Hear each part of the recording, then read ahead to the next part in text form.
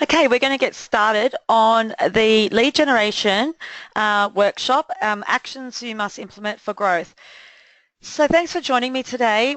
I'm Amanda Bracks and I am really appreciative of you taking your time to sit through this webinar with me.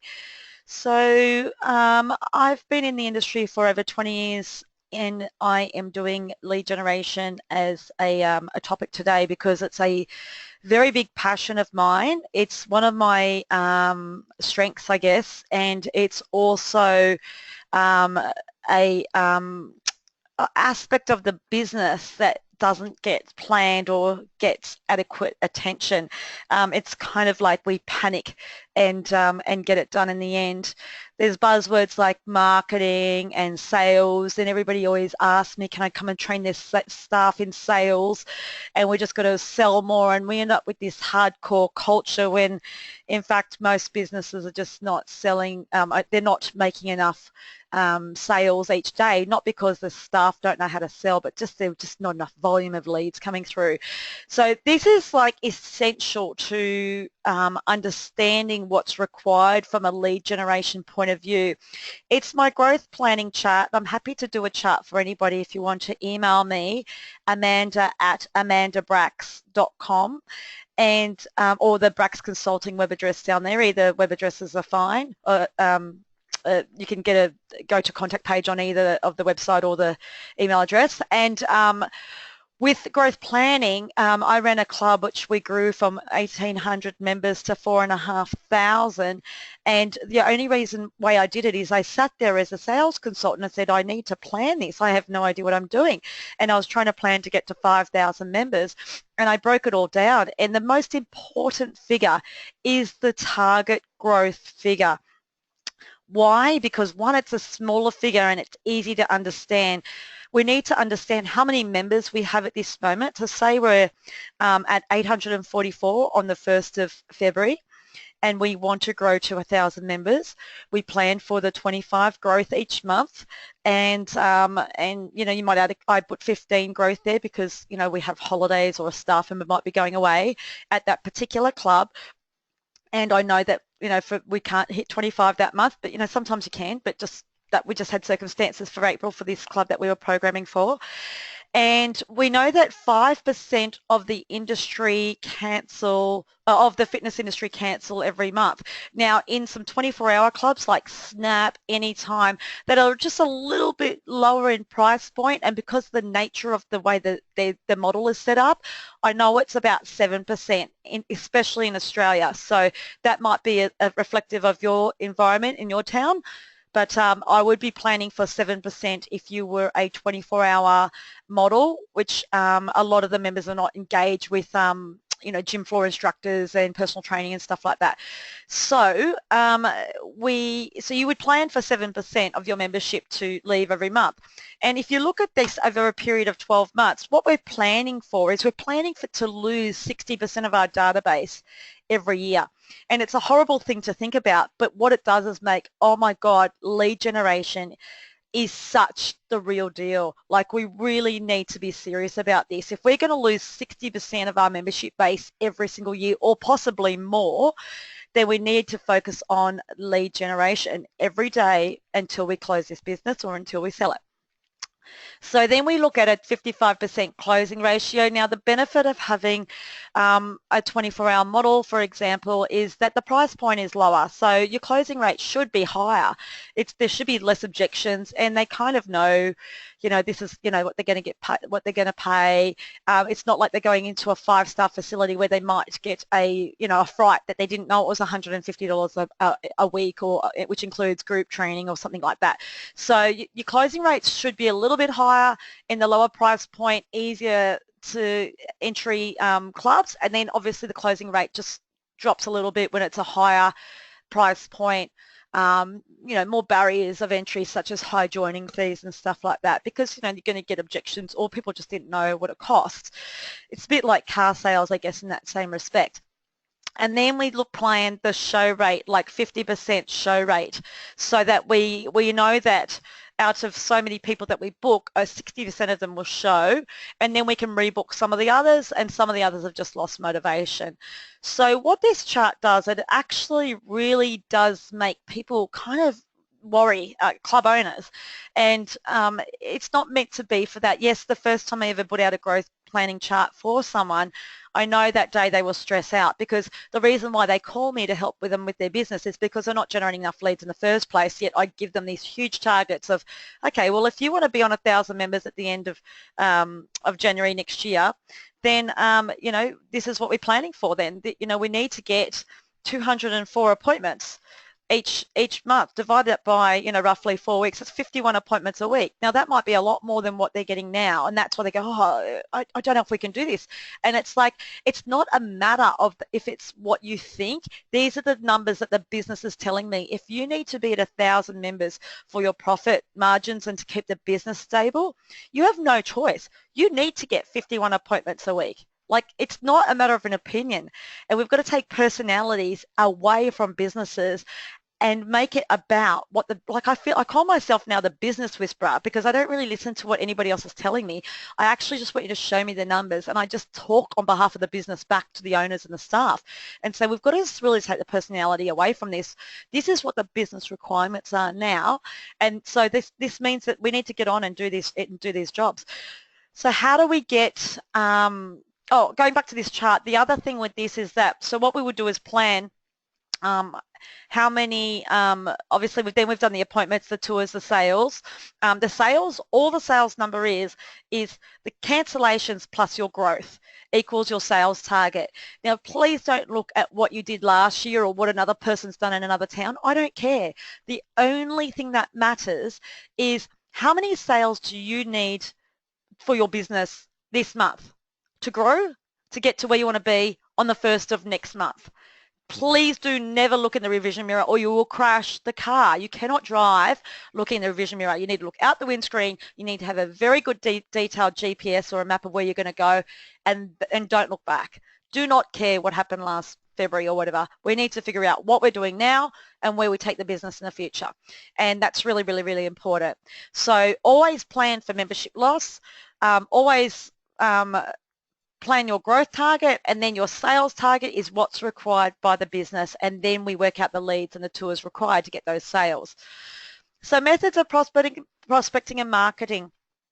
There are paid methods, and then there are free methods. And for those of you who have heard me speak before, I am very much about absolutely exhausting the free methods before you move forward and do anything paid, because it's a waste of time. Like, at the moment, I've got a number of free channels out there at the moment for my business, as well as paid. I've got my own yoga and Pilates studio in Sydney in a very competitive market.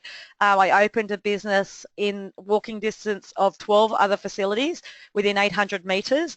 I came in at the most top end. I think there's one other person that's probably more expensive than me in a personal training capacity. But we're pretty much on par. So, it's pretty gutsy. I'm not boasting at all. It's hard work. It completely broke me, not from a mental point of view, just physically. Like, my body kind of broke down, as you guys know. It's been tough, but we're there, and we're probably 50 members short of capacity of what we were shooting for, and we're bang on target though. So next month will be the first year we've opened, and we will reach our capacity limit then, which was what I planned to, but I planned it from the growth chart. So we're just going to and go to it. Like, you guys should be planning to grow to capacity, and don't let them stop until they get to capacity. And what you need to do is you also need to commission managers or anybody selling memberships based off your growth chart. So I only pay staff. Their target is based off my sales target. So say your sales target's 70 sales a month, then you would make two of the receptionists, or the manager and a receptionist, or it could be, all your team together. If they reach 75 and grow by 25, if they reach 75 sales and grow by 25 growth for the month, then everybody gets $20 to $40 per sale of every sale that they made. whatever, but we don't pay salespeople unless the business's growth objectives are being met. Why? Because why are we paying commission if the businesses go backwards? I've seen salespeople pull out $2,000 commissions, yet the business lost 30 members last month. I'm thinking, hey, there's really not a marriage match up here. We need to make sure the sales team are fairly driven on how important retention is and help them, get them involved in stopping people from resigning and trying to mentor them around, because motivation is the number one reason why someone resigns. We're up against it. In Australia and New Zealand, 60% of both our countries are obese, and Australia, it's growing. It's grown to 63%. It's shocking to see some of the figures. Like, we think that everybody's fit because in our worlds, we're on Instagram and Facebook, and everything we like is being fed back to us. So we think, oh, look how many paleo diets there are, look at all this clean eating, there's so many food bloggers, but that's just because we've liked those things. If you're in the dental industry and you like all sorts of reports or you read blogs and stuff, you'll be fed all that stuff too, and it just gives you a really distorted perception that there's a saturation in your market. It's because social media is only feeding you things that you are liking and interacting with. So you just got to be very careful. You understand the world is a much more diluted place out there. So we need to get out there, and we still need to speak to people. So I speak to people in our community doing outreach all the time, and I interviewed a girl yesterday who's always in our community, and she said, and her boyfriend works in the butcher, and I said, have you ever seen us out in the street or been handed a flyer? In our own perception, we think we've saturated our market. She said, never. And I spoke to my staff about that, and I said, see, you guys are just not doing enough outreach. We think we're out there every day. We think we're speaking to everybody in our town. But we've got a young girl that's been in our neighbourhood for, a good year, is around quite often and has never seen us. So it gave us the green light to go out and do more. Now, I'm very much about pancaking promotions. Instead of, clubs are always ringing me saying, oh, what campaign should I do next month? And I'm like, what do you mean one campaign? You need multi-layer stack of campaigns going at any one time. Why? I call them spinning plates, so that you need to set up lead boxes, and then you need to set up referral programs, but you need to go back to lead boxes and spin that plate, and then go back to referrals and spin that plate, and then go to a Facebook ad and then spin that plate, then go back to lead boxes, respin it, go back to referrals, make sure that promotion's working, and then go back to lead boxes and keep that going. And that's how the channels will work for you collectively, because in marketing, people need to see your campaign 6 to 8 times before they engage and really start to see you as a player and take action. So it is a combination of everything. There isn't one answer. The answer is multiple spinning plates. Daily accountability. I really can't work with any club that doesn't give me this sheet back every night. So the businesses that I work with as a consultant, every single day, they must return me this sheet.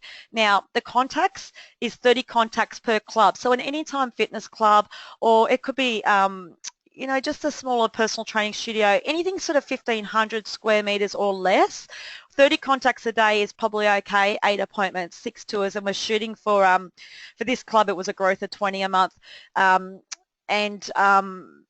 Obviously it would be more if you were in pre-sales or just a brand new club, but for this club it was only 20, and I want to know what they're doing. So I want to know every cancellation, every tour, every contact's made, how many saves from the cancellations are happening, because it's that little 11111 at the end of the month when it's added up. I say, see, that 5 memberships you saved, you might feel like it was crazy processing 30 or 40, but you saved 5. We grew by 15. And then the extra 5 sales made us grow by 20, made us grow by 20, because if you didn't save those cancellations, they would be on an extra 5. So we've actually grown by 20 because you save 5 people. It's really, really important. We bring a culture into trying to champion people through lack of motivation. Then I can see how many referrals they've driven from the gym floor, from reception, or from point of sale, how many trials were activated. So I can see we might have done 3 tours and we might have activated 1 trial. The person couldn't close, but at least they're in the pipeline still trying the club. How many PT sales we did, how many appointments for tomorrow, how many lead box leads, and so forth. And then you can put your channels in there, how many leads were generated from outreach as well. And I can see each month what activity we're doing from a lead generation point of view. Actually, I can see each day, and this is really, really big. Accountability just leads to productivity. So I will not work with a business. There is a business that they just kept not sending it to me, so I just cut them off because I can't help them, and I'm not there to give them a rah-rah motivation chat. I'm there to get results. So this is what we do.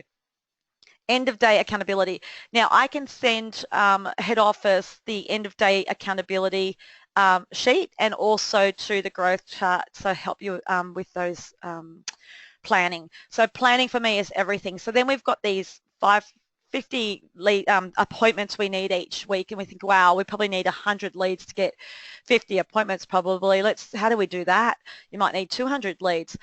So I'm going to give you a bunch of ideas. Some are old, some are new, but I wanted to, each one of them has been thought through specifically to explain with you why I'm giving you these lead generating ideas.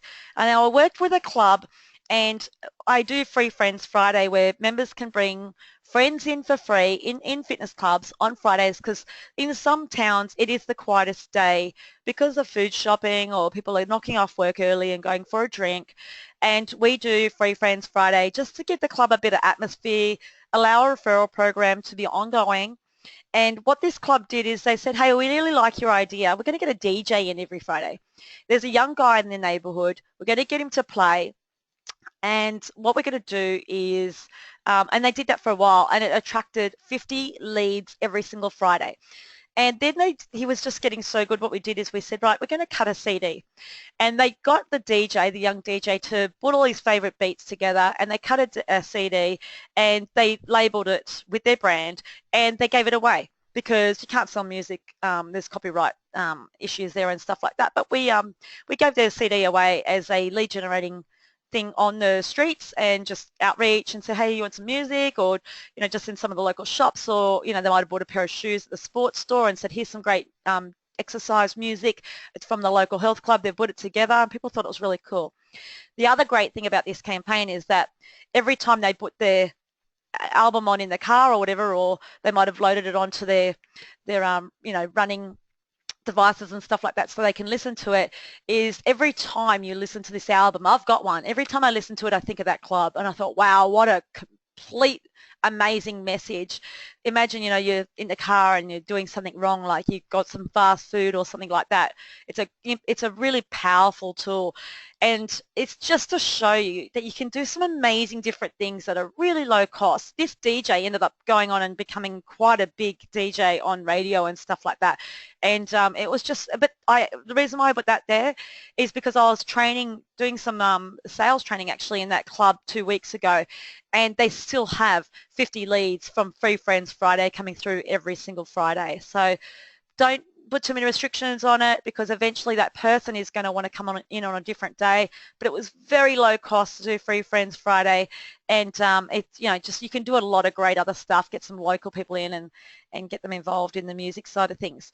Outreach, I'm a massive fan of outreach. This is the world's worst photo of me, actually there's 2, but I want again to show you something really opportunistic. And I was sitting in my own home on Halloween last year, and it was October. I opened the club in May. So can you imagine 3 months later how completely stressed out of my brains I am? We probably only have 150 members, and it's only a very small studio, so it's higher price, and it's like $40 to $50 a week, so we only need 500 members for capacity, but still 150 members is not enough, and stressed out, but we were on target. And I went home because it was Halloween, and I was sitting there with my neighbours. It's a big thing in my street, huge. We have 600 kids come past our street and our houses for lollies and stuff. And I thought, you know what, I just come home from work, so I was still in my yoga outfit, and I thought, you know what, stuff that, I'm going to give away, you know, my passes letterbox, what I usually do out in outreach, I'm going to give it away to all the kids. So everybody that came, and I just quickly ran and got my vouchers, and I sat with my neighbour, and people come through, and all the parents come through as well. I joined memberships up from this. I know the members in my club that I joined from this campaign. I sat in my own driveway and I lead generated in outreach. I gave out 450 units of flyers. I actually ran out because I just had them in the boot of my car. So I just thought, you know what, there's so many kids coming past. And so everybody, I put in their bag a 7-day pass or a 2-day pass with the lollies. And it was just awesome. Yeah, and then parents stopped and I got to talk to them, and I was just lead generating in my own driveway. So I thought you'd like that. It's just a matter of what opportunities can you come up with and what can you maximize. That just was amazing. So with outreach, keep going back to outreach, we do at least an hour of outreach a day. So we take those flyers out. They're all printed on Vistaprint very cheaply. The long ones, we go out and just give them out in the plaza or down the street, and we would get a clipboard and say, would you like to register for a a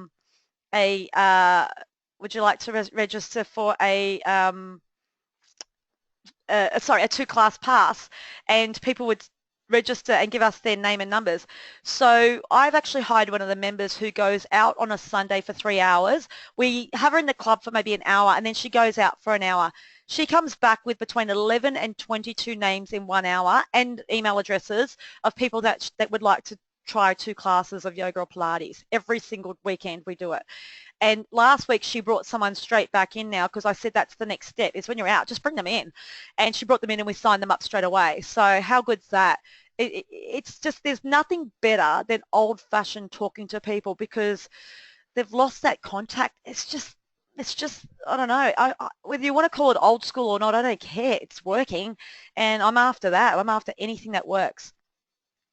So just remember, outreach really would be my 3 biggest things at the moment is Facebook advertising, outreach, and online like Groupon deals. They're the 3 things I'm driving. I'm also doing a letterbox drop once a month as well, and we're hitting our growth targets every single month. But it takes a lot of work. Don't get me wrong. Like the leads do take a lot of work. Lead boxes also, so I should say lead boxes are really, really important, key to everything that I'm talking about.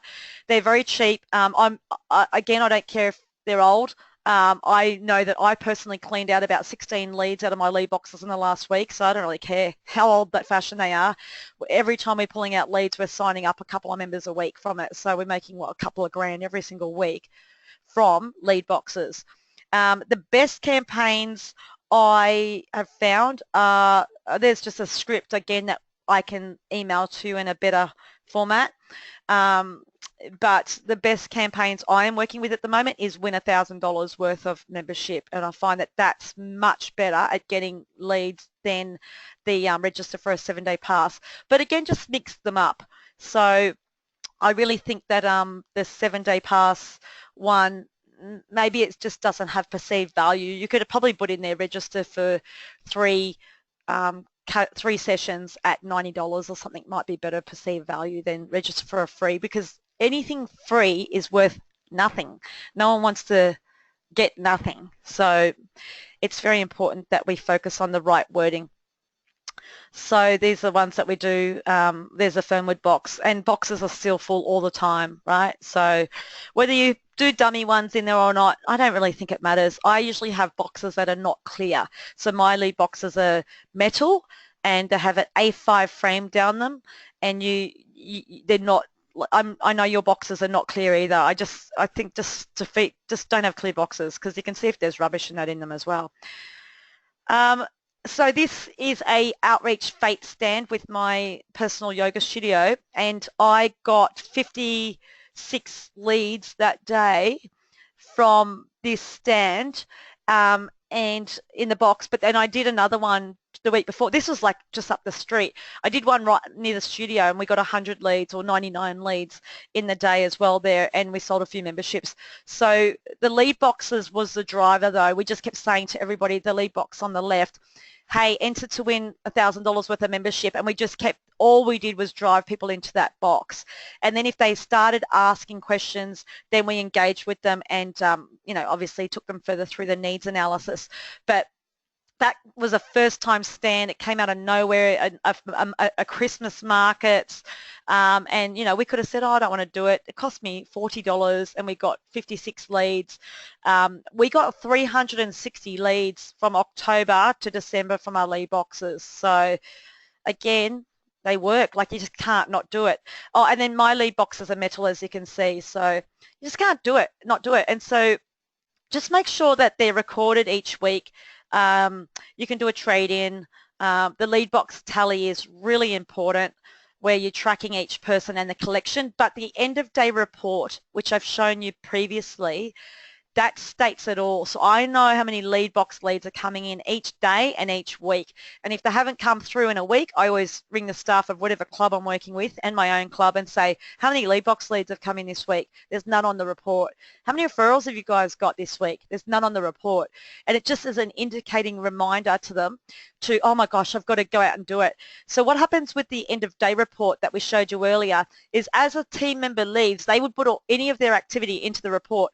The person that closes at the end of the night sends it to me and the owner of the business. So we both see it at the end of the night. And there might be a club manager involved and they get it copied in too. I don't care who it gets copied into, but the person closing at the night sends the end of day report to everybody that needs to evaluate those statistics every day. I don't care if it's Christmas, I still get it. So the lead box tallies are really important to put that data then into the end of day report. Use your alliances, check the box 1 to 2 times a week and consistently build the relationship. Minimum 20 boxes out if you want the volume, it's just enough. If you have 20 lead boxes out with 2 leads per week, that's 40 leads a week, 2,000 leads per year, 80% booking rate, 1,600 appointments, 998 tours, 549 sales. If your membership's $25 a fortnight, there's 356 grand just from having a few lead boxes out there, only bringing in 2 leads a week. So my leads, I've only got 4 or 5 boxes out there at the moment, but we're generating quite a lot of leads from it. So there's not been a need to go out and get more. In fact, there's 1 or 2 in the studio that we need to put out. So less can be more. That's cool. It's just a matter of making sure that you know how many leads you need to generate each week and chunking it down. So if you need 200 leads a week, right, we need to bring in 40 from lead boxes, we need to bring in 50 from referrals, we need to bring in, maybe 15 normal web inquiries come through, I need to generate some Facebook activity. So you really are in control of exactly how many leads you are bringing in each week and not leaving it to chance. Real estate passes, I put this back in this because I know this is old mock-up, but we have been asked for a while over the last 2 or 3 months by real estate agents again for things to put into new home owners kits and stuff, and I'm finding that we put that original flyer that you saw from the Halloween day, we've put that in there. So it's but this is really good to have some things available and go and give them to the real estate agents. For some reason, they've come back into really wanting to put things for the new owners. I think it's a bit more competitive market than what it used to be. The car servicing, same thing. For this company, I made up a free personal training voucher, free group training voucher, and it might be in a free shopping tour or nutrition chat or something like that. So when someone actually came in to get their car serviced, then when they picked it up, that would be hanging around the revision mirror, and then the bottle of water would be in there as well, all branded. Now, I got this photo because someone I knew got their car serviced who knew I did the marketing for this company, had actually taken a photo of it and sent it to me and said, great marketing, Braxy. So it was funny, I got this photo from a client of the car servicing business. Dry cleaning, same sort of thing. You can hang it around shirts and things like that. If you've got personal trainers in your business, this would be a really great way for them to start getting clients. I know in the 24-hour market, the personal trainers struggle because, or it doesn't matter, any market that is lower end, like aquatic centres maybe, it could be more of a council-based facility, smaller space facilities, just anything that's got a lower price point. I find that the personal trainers struggle a little bit because if you're selling $10 and $15 a week memberships and then the trainer's coming in and trying to upsell to $80 or $120 for a session, it's a big disconnect.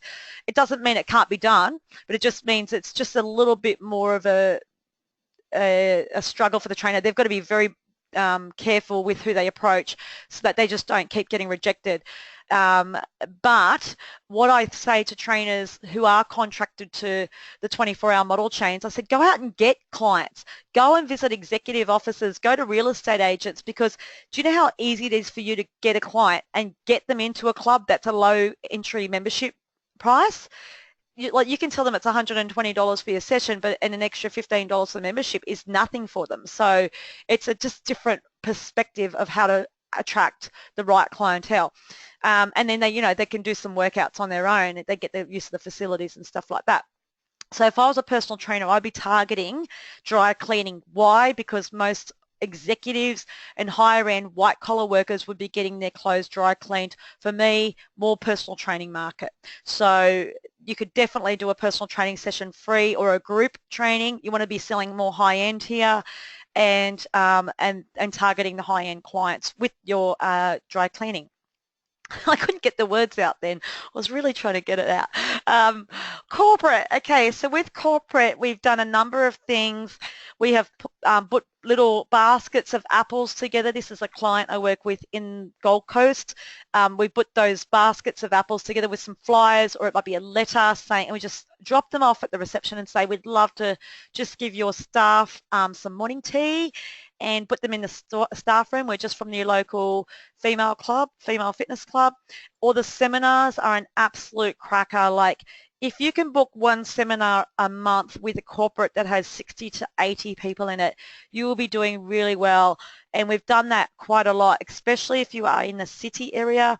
You just get like maximum people in the area. And don't try and get too fitness orientated with the terminology. They don't really want to know about metabolic function. What they want to know is, should I eat carbs? Do carbs after 5 make me fat? Like, make it really simple, and then you can determine what are carbs in that session. So there's lots. Just keep it really simple, like a tabloid magazine title. But what you may need to do is you need to have a seminar registration form. So at the beginning of the session, you say, thank you, everybody. We're going to go through our nutrition talk now. What I need you to do is just fill out your registration form, because we know that your time is valuable, and we want to make sure that the answers that you want are going to be given to you. We can't obviously talk about everything today in this short time, but if you've got questions and specific things you wanted covered, please write them down. Put them in a box, and what we're going to do is we're going to come around, and if there's something not covered on there today, the person who does our talk will call you or email you in the next couple of days with some of those answers for you. And you'll find every single person will answer you. And what you'll do is you can also do a prize draw. You could say, oh, by the way, we're also going to draw out a prize of a $600 voucher at the end for these as well. And what you've done is you've done lead generation when they're most relaxed, which is at the beginning of the session, rather than you do your talk and at the end they're expecting the pitch. So they're going to be really kind of tough-skinned at the end. And so they've done this first, and then you can actually obviously do an offer, and then you can follow up with a secondary offer via email or phone call would be better. Business cards. By now I hope that you've all got a workout on your business card. So, trade in this business card for a 7-day pass. Personal trainers all need the same thing. Trade in this card for a free or a complimentary session valued at $80, or just a complimentary session. It's just, business cards for me are a big waste of time unless they've got at least a call to action on the back. Just be creative with them. Gift cards are a really big favorite of mine. So why? Because it lifts the actual perception of the brand. They come out thicker. My business card is actually a gift card that's glossy, but it's just thinner. And people are always commenting to me saying, wow, that's a great gift card. And if you have any questions, please just pop them through on the question box, because I will answer them at the end. It's just hard to navigate both, but I will, I mean, you can even take the questions in now and I will answer them, whether it be now or at the end when I jump on the question box. So gift cards, yes, they're very valued, and people will keep them in their wallets. So when I opened my club, I went to the biggest coffee shop, who I actually had been going there for a while, but I didn't have a relationship with them at all.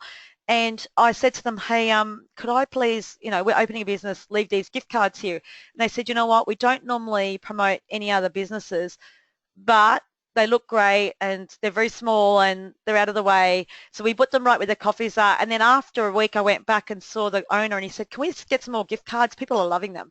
And it was awesome. So it was like $100 voucher on that and people were just giving them out left, right and center when they were ordering their coffees when they were waiting for a takeaway, and or paying. Actual was the same place for their indoor meals and stuff like that. So it worked really well.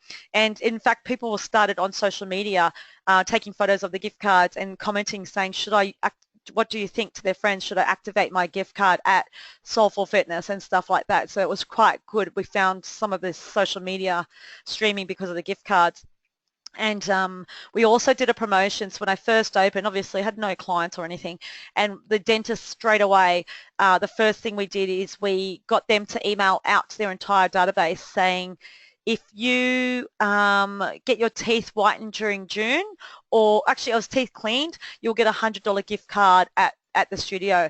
And we didn't even have to give them many gift cards because we just put a photo in the email and people were bringing in their emails and activating their gift card, which turned into a trial or just a discount off the joining fee.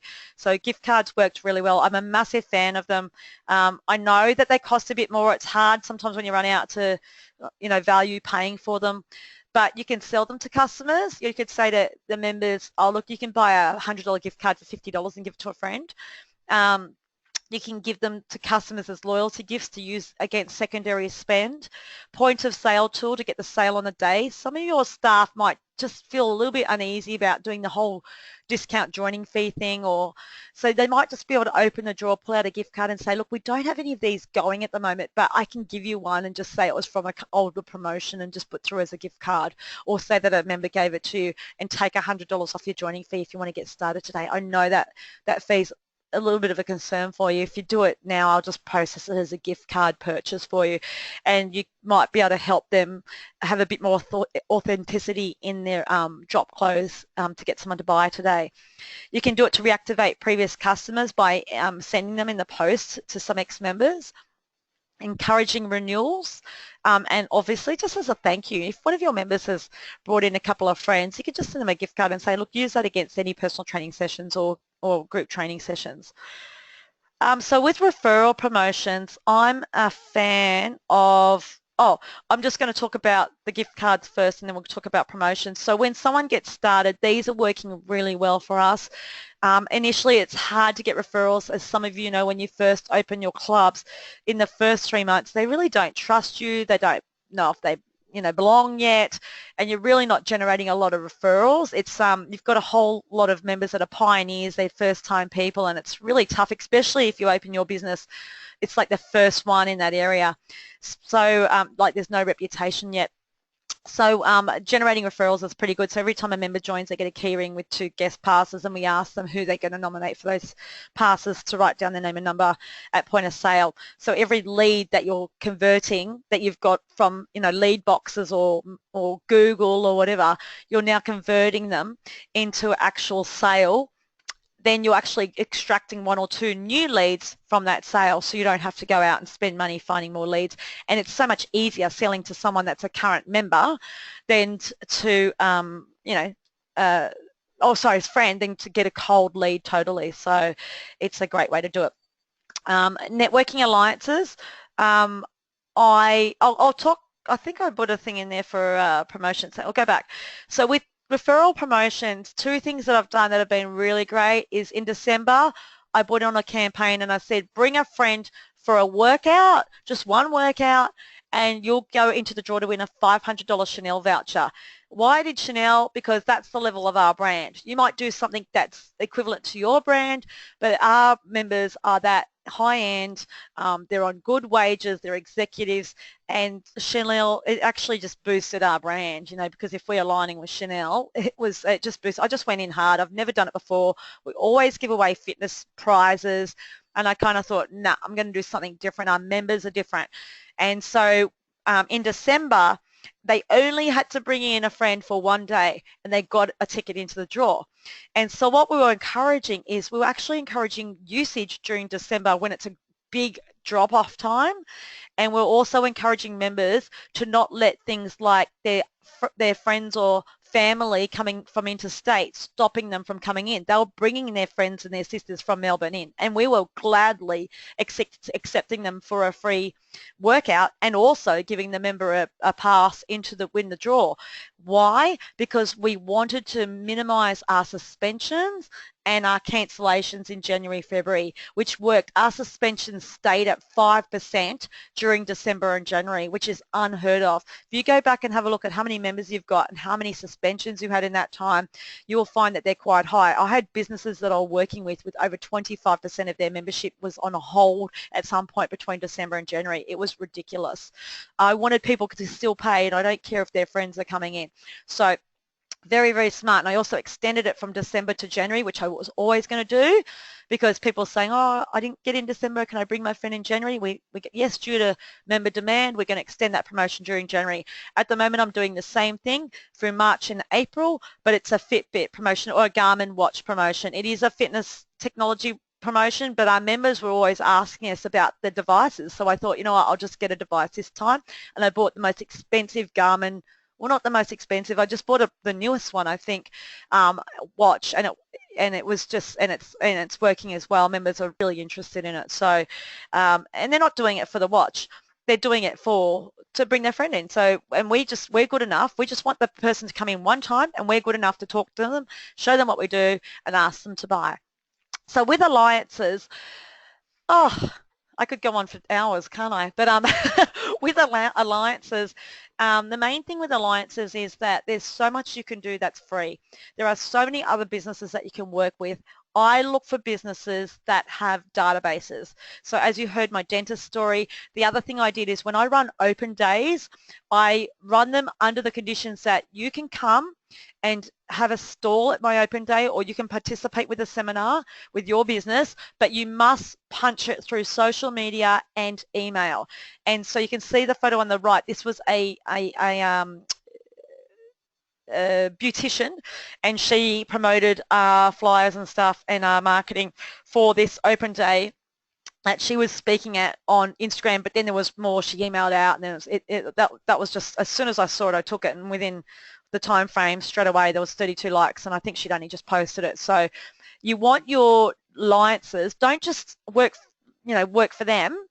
Get them to send through things through social media now. So I give them all a contract, like an agreement, and say, right, you can come and sell your product on our open day, or it could be like you might have a special day, a birthday, but you must, and there are three things: email out your database, because it reacts, it teaches them to awaken their sleepy ex-clients as well. So she will also email out her clients and say, come and see my talk on hydrating skin for summer at Soulful Fitness at this time, and it reacts her old sleeping ex-clients to come in and engage with her again. So that's really what we want to do, is help her stimulate business as well, but then she introduces her client database to us. So we get a beautician, a chiropractor, or two chiropractors. We just split them at opposite ends of the day and give them different things to talk about, a nutritionist. You could use a physio if you wanted. We get people, we get Tupperware, we get Isogenics, we get everybody. You know, it's up to you who you get. But the more people, the better. We've actually found that we're now using members. So everybody that we use is a member. And anybody that approaches us, we say, sorry, but we use our members' businesses. So you'll have to become a member if you want to be part of this network. So it's worked well that way. The other side, we worked with Westfields. It costs nothing. There's so many things you can do. We just jumped on the back of a promotion that they did, and they were doing a food festival, and we said, oh, what's the food festival about? And they said, we're trying to do these entries, and we said anybody that enters, we'll give them a 7-day pass. And so we got like 450 odd leads in an Excel spreadsheet, and we just ran them all through for 7-day passes. And you know, to get that many leads for nothing, and they letterbox dropped 100,000 homes with our flyer brand on it, and it was a really good relationship. And then they liked it so much they wanted us to sponsor the Father's Day promotion. So everybody that sent in a photo of their dad also got a 7-day pass. But my criteria is that they need to give us the data. So if I'm giving away all this, 7 times, just say, I'm just making up math. So I'm giving away, what is it, 70 times 440? So I'm giving away $30,000 of 1-week passes. Well, I need the data in an Excel spreadsheet sent to me with their email address and mobile number of these people on it, and that's the criteria that I put down. I told you about my dentist alliances. My chiropractor alliances is the same thing. They come in for back care, spinal screen workshops, all that sort of thing, but they are to email out their database telling them they're going to be on my facility on that day if people want to come for a spinal screen as well. So just make sure with your alliances you're getting them to work both ways in social media as well as coming in and performing the actual event for you. Editorial and blogging. I'm a big blogger. I like to blog. Well, I'm not a big blogger. I'm big on it, but I think that I kind of feel like I blog on Facebook more than I blog on the website. But what you can do is you can actually just cut and paste all your Facebook posts and just throw them into blogs, because people don't want to read a massive lecture on something.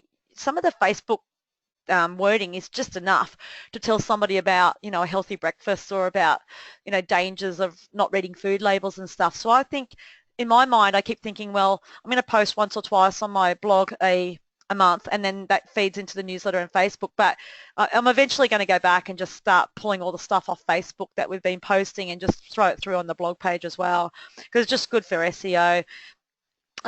Sending articles into papers is good. We did a campaign where we got Speedo. We were selling Speedo clothes at this aquatic centre, and we got them. I said, look, Speedo promote athletes, and I know athletes have to promote the product. So I said to Speedo, hey, we're doing a charity swim. Can you get a swimmer for us? And they emailed me back and said, okay, well, Eamon Sullivan's available on that day. And we're like, holy crap. If I didn't ask, I wouldn't have got delivered. At the time, Eamon was like, world's fastest swimmer. So then we didn't set any of this up. I didn't even know this was going in the paper. I opened the paper and our whole event was on this paper on 2 separate occasions. It was so awesome. So we actually got Eamon to race in one lane, and we raffled off all the other lanes, Westpac and so forth, all paid for it. And all the money went to charity, and all the little kids, were all handicapped and stuff, and, the senior executive male, and they raced against Eamon for charity.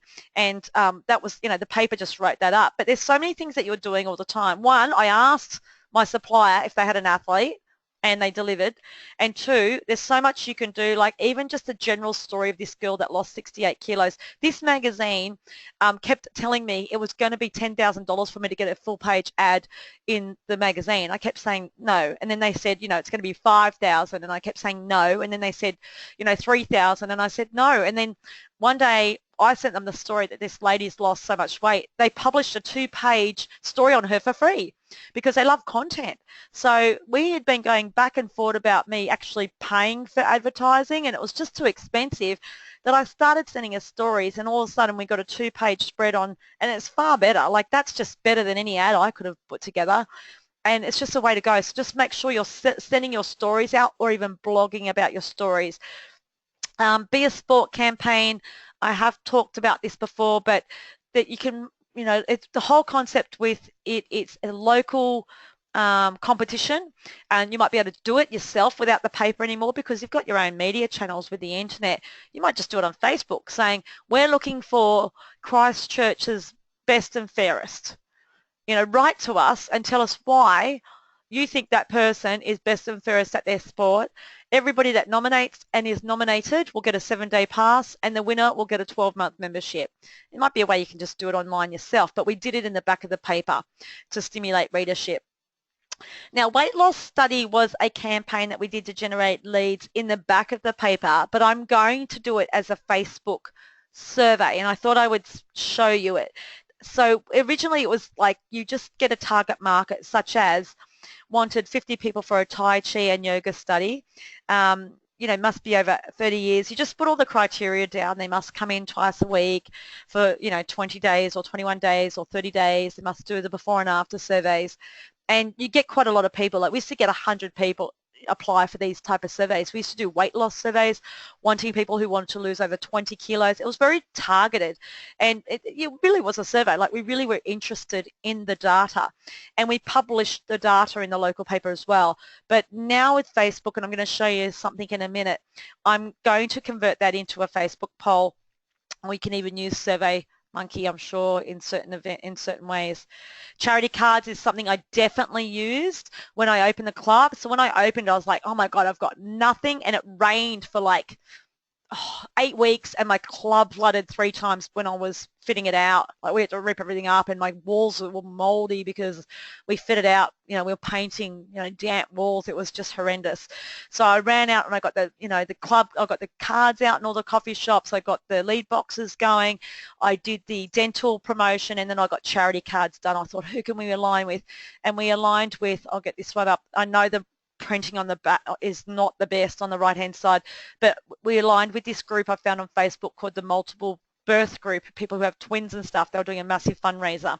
So we gave them 1,000 cards. People donated $10 to get a discount. $10, and they got 10 classes or 2 classes or whatever. And that worked really, really well. So what you do is you just print up a card that says, it can be 10 visits for $10. They must use it within 21 days. And for example, this was one we did with the football club when I was at the aquatic centre, and they just go and sell them for you give them 1,000 cards and they make 10 grand. So you end up becoming the #1 sponsor. It's so easy to do. Now I'm looking at that. That's actually top of my list. I did write it in my diary to start on this week and go back over and find small clubs. We've also done the Taekwondo club currently at the moment. That's out at the moment. And also the gymnastics club, we're doing fundraising as well. So if anybody asks me for money in fundraising, I say, no worries, I'll give you $10,000. And they freak out because they want, 150. And this is how we do it. I'm going to give you 1,000 cards worth $10 each. You sell them and then you keep the money. Like, it's that simple. And they're like, wow, this is the easiest fundraiser we've ever done. Instagram is one of my biggest things, and I'm going to go probably 10 or 15 minutes over probably. So if you need to go, this session's been recorded and come back to it. Otherwise, please stay on. So with Instagram, I am really massive on it. Like, again, it was a massive help to us opening the studio to quickly develop a brand and for people to see the culture of the business. Like, we only have 1,000, nearly 2,000, 1,100 likes on Facebook, but I'm not after the 25 million. I just want 1,000 people in my local area. This little search button down the bottom here, which is second from the bottom, second from the left, if you type in hashtag Lane Cove or hashtag your suburb, you can see every single person that has posted and hashtag your suburb. And I go in and like their photos.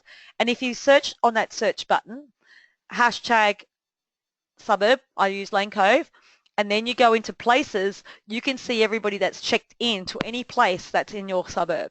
And then you can go and just like everything they do, and they now start to know that you exist. You watch your likes for your specific target market increase. Now, this is not a trick. I just started doing it and I started to get results. We went from nothing to 1,000 likes fairly quickly, but real likes, like people are talking to us, how much is your membership, and just really communicating. Yes, there are some people on our page that are overseas, but we are finding by doing it this way, we are really targeting people. And there might be a really great cafe in your area, so I go to that cafe places, and so I hashtag that cafe, or actually just go search engine, and I put in the name of the cafe, and I like everybody that's checked into that cafe because they come into my local town. Or I might make a comment like, that looks like a really healthy juice, great job. And they are starting to, it just increases brand awareness very, very, very quickly. Plus you can speak. I speak to companies, like I speak to a big store, health food store is opening across the street, and everyone's been trying to get in with them, whereas I spoke to them on Instagram. Straight away I was straight away connected with the marketing manager, because that's the person pretty much talking on Instagram, and we did a promotion on their opening, and everybody's asking me, how did you get in there? And I didn't know anybody, I just spoke to them on Instagram. And very often most of our alliances now are all because we've been communicating with them on Instagram. So we had a little Instagram business, community. So, and it's free, and you can also pay for sponsorship ads. But I post daily. Use hashtags, be interactive. If anybody comments, I always say thank you and comment back. Kayla Saini's has got a 25 million following. An Australian girl, that's not her, but that's her clients, an Australian girl who was 21 years old, has become one of the richest girls in Australia. Definitely, probably the richest female fitness personality in Australia. from Instagram, because part of her weight loss program, which was just originally on a piece of paper, was that you had to send her before and after photos, and she was publishing them left, right and centre on Instagram, and she has got the biggest following now. She's getting interviewed in TV and stuff, but she's been sitting there on social media for years without the industry really knowing who she is, and she's built her entire multi-million dollar business from Instagram, and maximizing being a pioneer, using it while it's first and fresh, and showing results on Instagram. Facebook, I'm going to show you a campaign that we just ran last week. You know about all these sort of stuff. So last week we've been running this campaign. We outsourced a Facebook advertising specialist. We ran a competition. This is on their page, but we're also boosting it. We're spending a couple $100 a week boosting it. This is the campaign that he's put together. Click and go into the draw, so it comes on your iPhone or on your laptop, and then if you click on that, you go to a survey, and it goes through, what are the most important health and fitness goals to you? Would you like a pass? What are the reasons for your decision to join a club? And then you get sent the lead. You get the lead. So when they hit submit, this is the result. So we had this person had 125 leads just in a couple of days, and she's estimating to be getting 600 leads from the promotion. She is spending a couple of $100 a week on it, but for the return, we've worked out that it's $4 a lead, which is very cheap. We aim at about, in the industry, should be aiming about $35 a lead and about $100 a sale. So if your price point is lower, kind of need to look for those more low-end opportunities for sales. So that was a really great Facebook campaign for this particular business, and there's quite a few people doing it. You know how to boost posts, and you can read, and you can really itemize who you're going to send it to these days. But the actual Facebook programmers, the marketers, they've got a bit more access to really, really targeted things. They can really specifically target, the salaries of the people that you're on, and really nut down into your locations. They've got different tools to do that. So I boost posts. So I actually boost posts every single day, because Facebook have changed their algorithms. So what's happened is that the average Facebook user will see 1,300 views of everything a day if Facebook was to show them everything that their friends were doing, or all the pages that they liked, or their activity. So what it does is it actually filters it down to 300. So every one of you are missing 1,000 bits of information per day from your friends or the pages that you've liked, based off your current activity and who you're interacting with. That's why it seems like this one person's always on Facebook, but it's not. It's because Facebook are sending their post to you because you interacted with them last. They assume you want to speak with them more. So there's a lot of people that are on Facebook that you're just not seeing their posts, even though you're friends with them. Same as pages. So I actually put $2 to $50 on nearly every single post I do, because I just know it's not going through the news feeds as much as it used to, because it's just not any space, So Facebook's definitely keen for the people who paid to go ahead of anybody that's free. So just with your fan page, you may need to boost it, and I would highly recommend that you don't outsource your fan pages to other people. You should be able to handle that. You should handle your Instagram content and your pages. Content is all about being local, keeping it real, where you, like Johnny on the spot. If it's a rainy day today, if you look on the Soulful Fitness Instagram page today, it's rainy in Sydney. I put on a little coconut yogurt recipe saying, listen, rainy days are no excuses for cheat meals. Keep on track with your health goals. Here's a coconut raspberry breakfast, and it's my breakfast from this morning. And I think that that's really imperative to you getting very good following and very, very good content. If you're just generically banging stuff out, people have had that and they're past it. The other thing you can do is schedule all your Facebook. So if I'm traveling, I will schedule all my Facebook posts for the week, but I make them relative to the time. So it might be like, here's an organic wine idea, and I send that out at 8:50 when I know the women are all put their kids to bed and they need a glass of wine, and they might better off with an organic option, or it might be a cup of herbal tea telling them, avoid the chocolate tonight, just have a second cup of herbal tea. So just remember what you're doing and what time you're posting it, and look at for engagement times, and you can post your do your schedules. So it might only do your Instagram and or definitely not your Instagram, but you might only do your Facebook once a week for an hour and just schedule all your posts. Yesterday it took me an hour and just bang them all out, and then they'll just come off when they're timed. It's quite easy, but they're really well thought through. If you've got a personal trainer that's new, send them through Facebook, promote them through Instagram and Facebook, and, give them a shout out and say, $30 off her sessions or whatever for PT this week. Come in to the club or send us a call, give her a call on a mobile. I'm booking right now. Now, Google Places is really big. We were ranked number 1 or 2 with Google, even though I just opened the club, and people were ringing us saying, oh, how long have you been open? We're 3 weeks, and they're like, but how are you number 1 on Google? I was like, well, I'm really good at it. So what we did is definitely the Groupon launch, because every time someone hit Groupon, they hit our website. It just increased our SEO. So definitely launching our open day with Groupon voucher. So that really helped our SEO. But Google Places, I'd set that up before, and I got our friends to do some, or not even just friends, just our initial customers to do some Google Places reviews, which I'll need to get onto. Actually, Google took 11 of my reviews off because it was all done on the same night. Just be careful, you've got to stagger them. They just, even though we're in club doing them, they thought that it was, corrupt. So just got to do a couple of reviews every couple of days. So Google Places state that 90% of all consumer purchases are first, sought through the internet, and we agree with that. Write recommendations, grab client testimonials off your Facebook, from success stories. You can put them on your Google. Tell them to just put it all on Google Places under reviews. I'll show you why. Because I search for, Jim's Christchurch. And this is what I got. I got Les Mills first, Anytime Fitness second, and then I got Fitness Canterbury third. So if you want to bump up, that's fine. I mean, this is not bad because at least it's still 3 there. But if there's any more Anytime Fitnesses in Christchurch, you want to be, in the top 3. How you do it is generally it will be the closest club to the post office unless you're doing really good things. So there's no reviews on that on Les Mills or Anytime, but the Fitness Canterbury's got 9 reviews. So that's really helped them get up there. So try and ask people to get reviews, and also to post some new content on there, maybe every couple of months, put a new photo on there, and just give it a refresh so Google knows that you're actually it is an active place. Plus it will know because it will send you a report each week. You can ask your head office. They'll have it tracked on Google tracking and stuff, and they'll be able to tell you from analytics that you've had how many hits have come from certain websites. But this is quite interesting. So just if you type in Jim Christchurch, that's what your members are going to type in.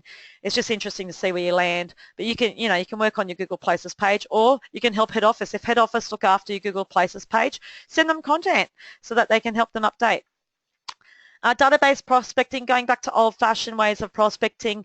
Please, we're still doing ex-member calls in the clubs, and I know you look at the list and think, oh my God, I don't like that person, or that person was a pain. Just remember, people's circumstances change. So someone may have been going through a divorce, and now you need to ring them 6 months later. They're looking to get a sexy body and go out in the dating scene again. Just remember, people's circumstances change. So please give them a call.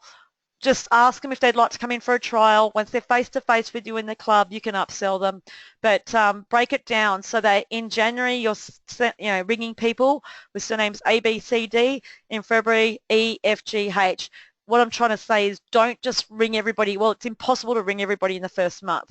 Or don't just send blanket emails out to ex-members every single month unless it's a newsletter. So with my club, I send out every single person that's ever on my database a newsletter every month.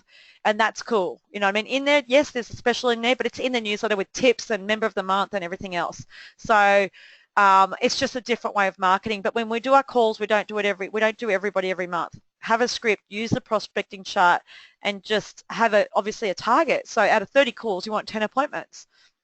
Then you can do an ex-member sale where you send a postcard, which is a special. These are old ones which have upfront memberships, or send them a 30-day membership, temporary free. Just because they're an ex-member and they know what you do, they're not currently on an exercise program.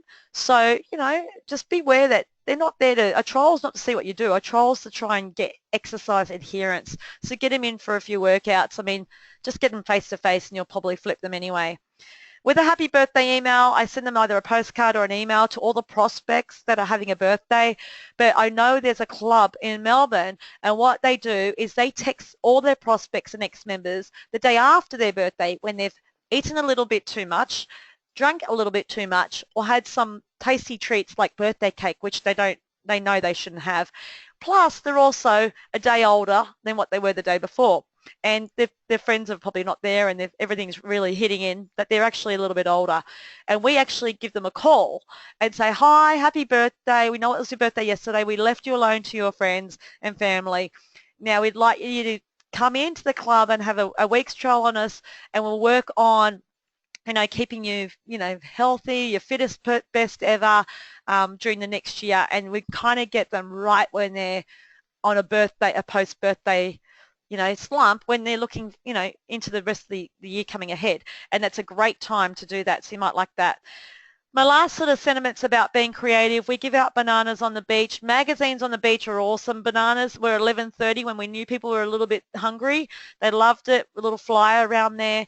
We give out apples and stuff on the streets with 7-day passes. I like the Snap innovative thing on the button. It's pretty cool. If you've got a club down the road, you could probably write even something really cooler than that. You could probably even say, you're about to burn 50 calories crossing this street, burn more at XYZ gym. I think that you could actually probably work out how many calories someone's going to burn crossing the street. I booked a cab when I was working with a club chain in Brisbane, and I got this message, straight away they sent me one saying your cab's on your way, join, celebrity trainer for this. So what a great way to do it. If you were local, you could work in with the autoresponder from the cabs and say, your cab's on the way. Hey, next time you're in the area, join us for a workout at XYZ Fitness. And the phone number, use this message for a 7-day trial. I thought, wow, that's awesome. And then just simple things like you've got your running man and captain accountability here, and everybody's got different little, superheroes, fitness heroes. You could just get kids on this, in a park, the kids might be outside a play park with their parents there. Definitely this is very, very good if you're setting up for rugby. It might be under 10s. The parents have got younger kids running around. They need something to do with them. And we can work on, working with them there, sitting down and colouring in with the little kids while the parents are cheering on the bigger kids. And then there's a bottom tear off with a trial voucher on it. So I know I rushed through this. I think I said it was going to be an hour webinar. We got there, and I'm happy to answer any questions if you want to type them in. I think we covered quite a lot. The main thing is the preparation is really essential. The planning is really essential, and then the accountability is essential. I will not work with a company that doesn't send me the accountability on a daily basis. In fact, we've been turning around businesses left, right and centre. The businesses that are struggling the most, I actually love working with the most. Yes, it's conflicting, it's hard work. People are at their ends, they don't have any energy emotionally to give.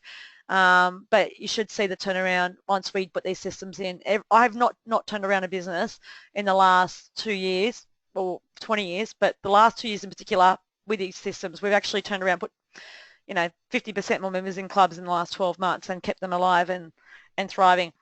And obviously with the clubs that are in a good space, those systems just make it even easier to go from good to great. And that's what you want a team to do, is lift and just make sure that you're protecting your assets. So if a competitor does come into the environment, you are able to hold fort and not sink a few members. I had we had Australian Club of the Year I was managing, and we had like Fitness First open up down the road with a huge facility, new, and I think we lost 200 members out of 4,500. So that is 4%. Let's do it again. 4500. Yeah, we lost 4% of members, which was we budgeted for 400 and we only lost 200. So, that was great. So, but we budgeted for it and we held fort because we'd built up these systems prior.